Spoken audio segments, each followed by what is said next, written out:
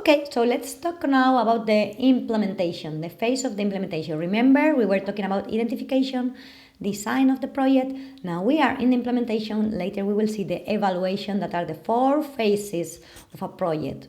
So it's during the implementation phase that we apply the results of the design and therefore of the identification to the practical action of the project. So communication and coordination processes are very important at this stage of the project. Environmental mainstreaming must be also very present here. So it's very important. If the person that was designing the project is different from those that are implementing the project, it's very important that the communication about why certain choices have been made and not others. So it doesn't have any logic if you design the project, but then the person who is going to implement it doesn't understand why are you taking this. So it's important the communication among these persons. If the project the design has been done correctly and the environment has been properly incorporated into the activities in the implementation phase, it will be necessary to monitor that these activities are carried out as designed. So monitor, here is the word, monitor. Here in the implementation phase, we need to pay attention to the monitoring. Okay? Now we are going to see how another in this other screen you will see the emission per capita carbon dioxide emission tons per capita. It is from the year 2018, but it didn't change that much. So as you can see, this long line red is referring to who are the ones who are emitting more. As you can see, they are countries like Qatar, Trinidad, Tobago, Saudi Arabia, Australia, United States. These are, as you know, the countries in the north are much more emitting than the countries in the south. So why do we want to see this? I want that you see this visually, that you have this impact, that you see this vision, who is provoking the climate change.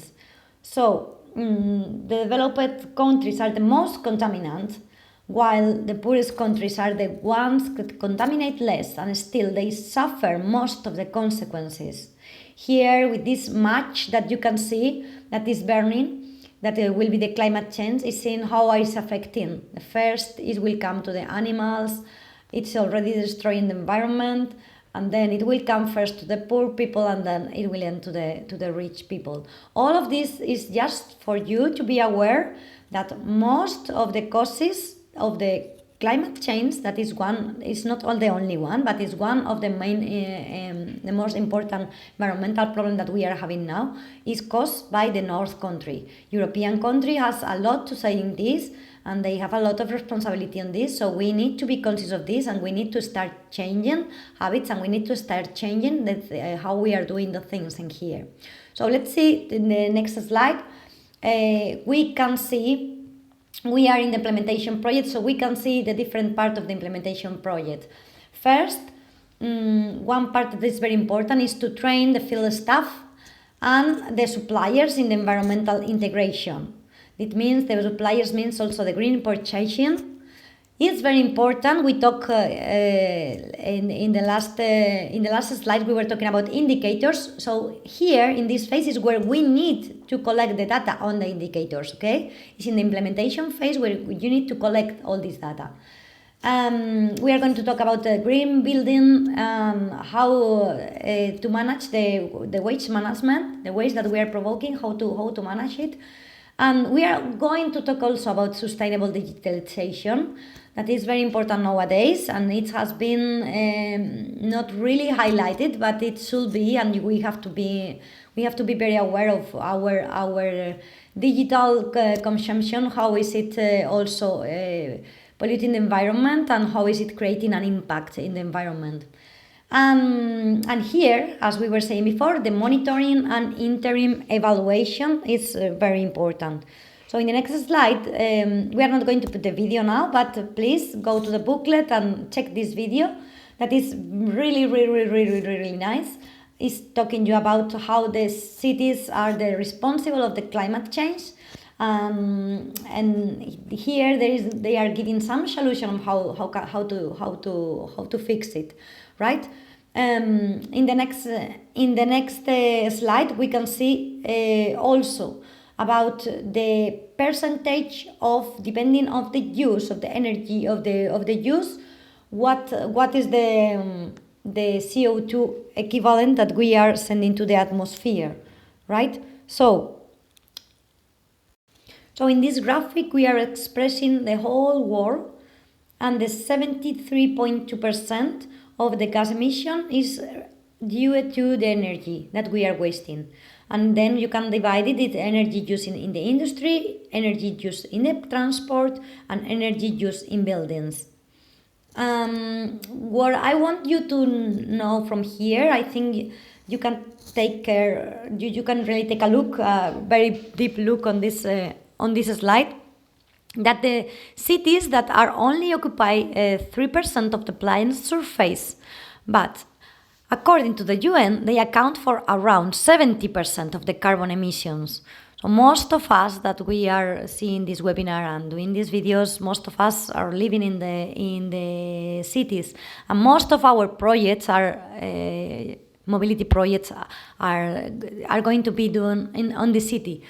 So transport also is one of the key elements that we can work in order to reduce our emission. So I want you to be aware on this data, because at the end, this is what can we do to tackle this climate change, and what can we do to, in our projects, mobility projects, how are we going to reduce them, right? So next, in the next slide, we can see how the organizations, like if we have an office, for example, can reduce their emissions. So one of the most important will be minimizing the transport emissions on our travels. For example, not only in the mobility project that we will say how to, but also while we are working, and sometimes we are working in the projects and we are teleworking, right? Also, it's very important to have flexible working hours, so not everyone have to go to the work at the same time. You can avoid the traffic jam, you can avoid petrol consumption if you avoid the traffic jam, right?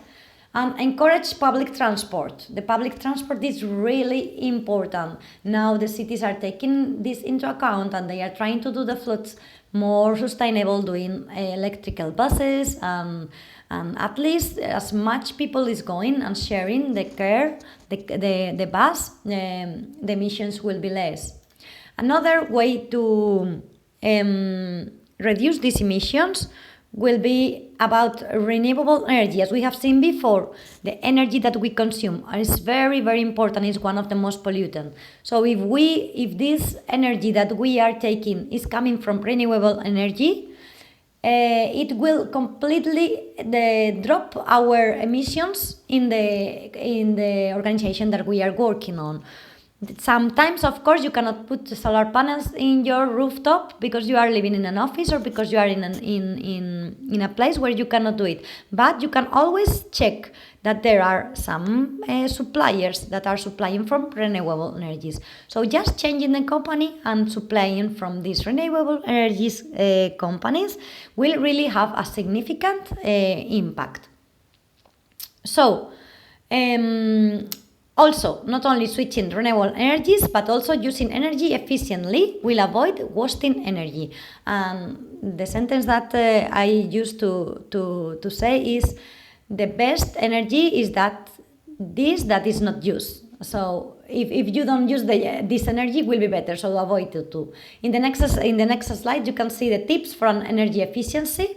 That here you can see that the proper maintenance backup for generators, for example, if we are using generators, but this won't be the best option.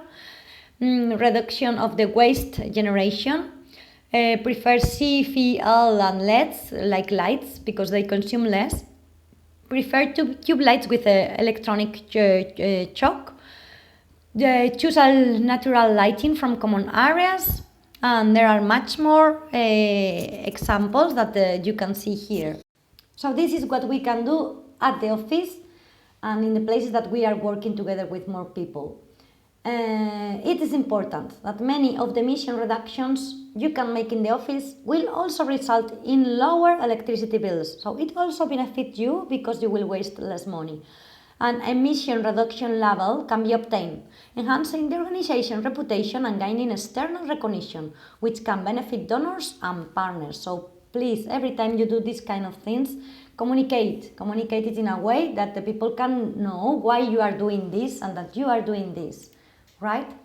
So let's talk now about waste management. How we are going to manage the waste. It is really important that you have in the organization itself spaces for the different wastes. Paper, plastic, and have a responsible person for specific products like batteries, electronic parts. When you are going to change the laptop, please go and take it to a clean point and all these kind of things. And if it is possible, an organic waste composter should be installed also in the same office as composting at the point where it is waste, also save it in transport. The compost can be used to fertilize the plants in the office, if the office has a terrace or a garden, or on the roof of the same building.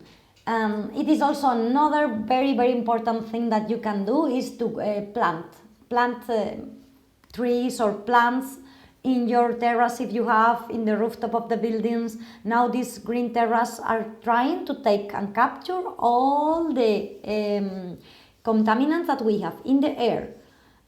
It's making the air a bit more healthy, because in the cities there are many problems with these things of the health. So having plants and planting trees or plants whenever you can, not only go to the forest and plant the trees, but wherever you can and wherever you can. You have also the guerrilla gardening that they are doing, using the parts of the trees that they are not planting in the cities, and they are putting flowers, and these kind of movements are really important, and they can do much that you think.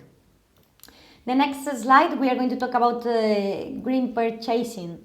So in the implementation of the project, the procurement of the necessary materials must be taken into account the green purchasing, that it is the selection and procurement of products that must effectively minimize the negative environmental impacts on the life cycle of manufacture, transport, use and recycle or disposal.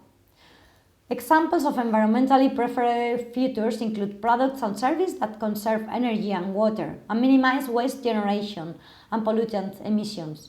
Products made from recycled material that can be reused or recycled.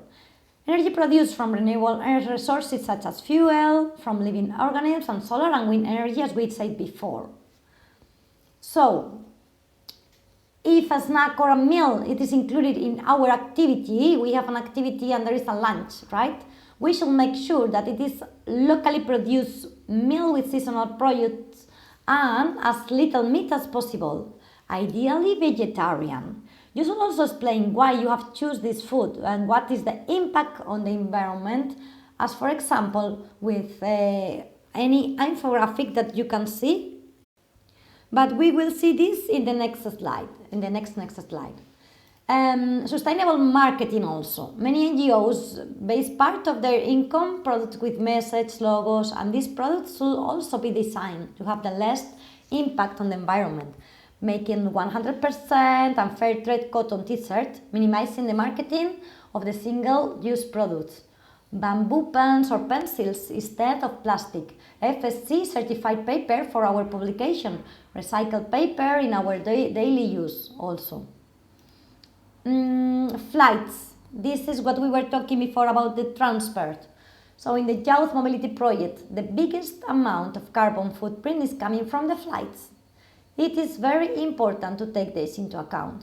So some tips so you can reduce these emissions are: alternative transport. It is always better to travel by train. But of course, if this is too far, we don't have another alternative, we should choose direct flight in case that there is no option, right? And compensation. There are ways to compensate the carbon footprint from the flights. Here you have also a very nice video that they are taking to you about how this flying part is getting more and more sustainable every day, and that you can make the choice as consumers. So once that you are designing and implementing the project, please be aware of this, of the flights. So in this next slide, we will see the food, as we have seen in the green purchasing. In youth mobility projects, another big amount of carbon footprint is coming from the food. So here there are some tips you can do to reduce this emission. So reducing the meat consumption, to adopt a flexitarian, vegetarian, or even a vegan diet, giving preference to organic, always local and seasonal products, as well as short circuits, rather than imported products, and prepare meals to be kept in the freezer. Eat set menu to avoid waste food. And when organizing an event, try also to consider the food that you are using with the same principles as before. Here in this picture you can see one of our events that Iroko was organizing, and we did a sustainable catering where the people could see the carbon footprint of the products. So this is a very good raising awareness. The people can know what they are eating, what is the meaning of it, what is coming from behind, right? Here we also have provide you with another video that is very interesting. That is the future of the food ecosystem and the power of your plate. So it's very important that in the mobilities that we always go out, and we have to go out for dinner, or we have to prepare the lunch or the breakfast. Please take in consideration all these things. Prepare a set menu also is always better, even if it has many things, because it's cooking for the whole day. And also, if you want to know more about this, check the link that we are providing you. Much more resources if you go deep into it. We could be hours talking about the food, but yes, I think it's one of the very, very important in the youth mobility project that you need to be into account. Another one, the next slide, we are talking about sustainable digitalization. This is something new that is coming, right? The digital carbon footprint, and not many people is aware about this. So, although the energy needed for a single internet research or email is small, approximately 4.1 billion people, or 33% of the global population now use the internet. So the carbon footprint of the internet and the system supporting them account for about 3.7% of the global greenhouse emissions. It is similar to the amount produced by the airline industry globally. And these emissions are predicted to be double by 2025. So each of us is responsible for 114 kilograms of carbon dioxide a year. But it is clear that people in developed nations still account for most of the internet's carbon footprint. And we were saying before, we, the people from the north, the people from Europe, we are causing more this than the people from the south. Here you will have another video that is very interesting. I really encourage you to see it, to watch it, to know it, to know about what we are talking about. So in the next slide you can see that to raise our awareness, we are going to calculate our internet carbon footprint. Here we are leaving you here this website, just to know how green is your website. Because what we are doing usually when we are doing one of these project KA2 or KA1 mobility projects, right? Sometimes we are creating a website, we are creating a Google Drive, and then we are living there for a long time, sometimes 3, 4, 5 years.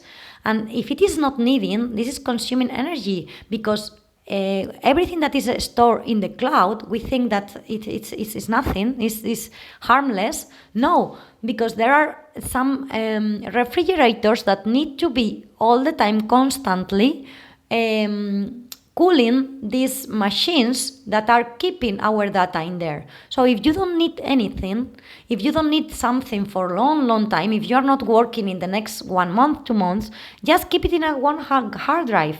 And then if you need it again, you can use it from there, but don't keep it in the cloud like it is it is dangerous, and also it is environmental polluting. So this is what we were telling here, that we all need to be more informed about how digitalization can help lower the carbon footprint. and enhance sustainability in all the sectors: agriculture, forestry, energy, transport, water, manufacturing, construction, biodiversity conservation, climate adaptation, disaster risk management, smart cities, and you can read more about this in these links that we are leaving you in the booklet. So with this,